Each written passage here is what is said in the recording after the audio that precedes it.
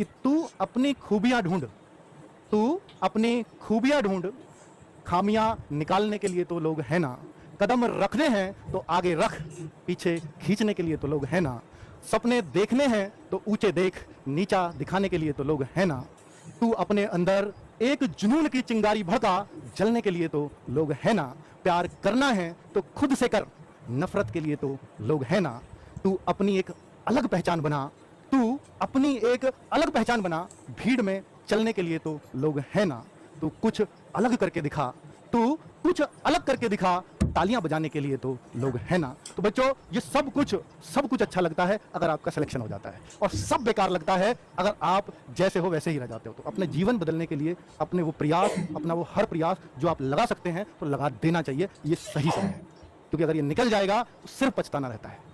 और बच्चों, मैं एक बात और कहता हूं कि यूपी पुलिस का एग्जाम सब कुछ नहीं है, क्योंकि आज मैं जो एक खबर पढ़ के आया हूं, मैंने उस पर एक शॉर्ट्स भी बनाया है, आप सब के सामने भी आ जाएगा, कि अभी मैंने एक बांदा की खबर पढ़ी। एक यूपीएसआई का एक बच्चा था और उसने देखा, हालांकि कट ऑफ की वीडियोस देखी होंगी या उसे अंदाजा लग गया होगा कि मेरा सिलेक्शन नहीं हो पाएगा, तो उसने बच्चों खुदकुशी कर ली, मतलब फांसी लगा ली, और पत्र लिखा माँ बाप को, मम्मी पापा माफ़ करना, दरोगा परीक्षा में पास नहीं हो पाऊंगा, आपकी उम्मीदों पर खरा नहीं उतर पाऊंगा, लोगों की उम्मीदों पर जिन्होंने मुझसे बहुत उम्मीदें लगा रखी थी, मैं खरा नहीं उतर पाऊंगा, और मैं ये अपनी इच्छा से खुद लिख रहा हूँ, खुद कर रहा हूँ, जो भी कुछ कर रहा हूँ इसका मैं स्वयं जिम्मेदार हूँ, मुझे माफ़ करना। जो कितना दर्द रहा होगा, और उन माँ बाप के लिए जिनको पीछे छोड़ के जा रहा है, उनके लिए कितना मुश्किल होगा। तो जीवन में मैं बता रहा हूँ, केवल यूपीएसआई या यूपी कांस्टेबल एग्जाम सब कुछ नहीं होता। ऐसे बहुत सारे बच्चे हैं जो पिछली बार यूपी कांस्टेबल में रह गए, फाइनल मेरिट से रहे, बहुत दुखी हुए, लेकिन इस बार फॉर्म तक नहीं भरा, क्योंकि उन्होंने कुछ ऐसा काम किया कि वो दूसरी लाइन पकड़ ली, और दूसरी पकड़ ली, और वो इतना अच्छा कमा रहे हैं कि उनको जरूरत ही नहीं। वो कह रहे हैं कि मैं फेल हो गया तो अच्छा रहा, पास हो जाता तो आज यूपी कांस्टेबल की नौकरी कर रहा होता। मैं भी आपके सामने जीता जागता एग्जाम्पल हूं कि अगर मैं 2009 की भर्ती में दिल्ली पुलिस कांस्टेबल में, मेडिकल में, आईसाइट में नहीं रहता, संदीप सर कलर विजन में यूपी पुलिस कांस्टेबल में नहीं रहते, तो आज यहां नहीं होते। हम अपनी कांस्टेबल की नौकरी में बड़े खुश हो रहे होते कि हमने पहली बार में कंपटीशन निकाल लिया, ये किया वो किया। सीजीएल भी मेरे से बहुत दूर हो जाता, क्योंकि मैं इतना समय कहां दे पाता।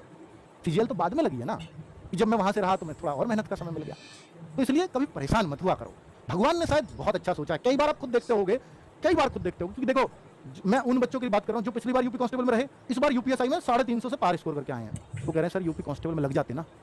तो कांस्टेबल बन के रह जाते, इतना स्कोर कभी नहीं कर पाते, यहाँ पढ़ने का समय मिल गया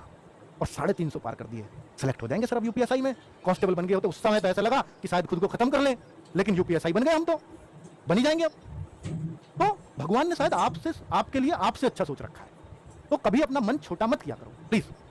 हाँ, आपके राहुल शर्मा सर, ये भी दिल्ली पुलिस की वेटिंग लिस्ट में रहे थे कभी 2010-11 में, मैंने पढ़ाया उनको,